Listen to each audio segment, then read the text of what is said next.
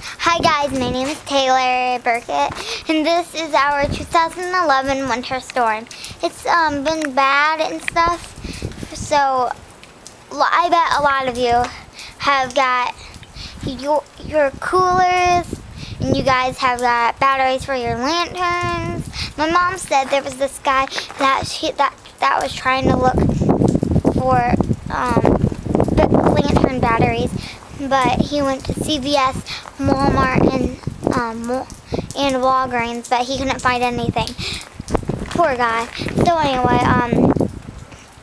I'm gonna show you some stuff that you can do to help the winter storm and everything. So, and I'll show you what's been happening in Indianapolis.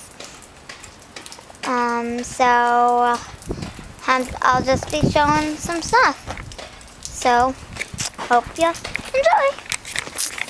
Well, if your guys' driveways are covered in ice, there's a fun thing you can do, no matter what. Here, first you have to stand like this. You have to run carefully. Try not to fall. Run carefully, and then, woohoo! Try not to get in the street though, or else you might get hit by a car or something. Just saying. So anyway,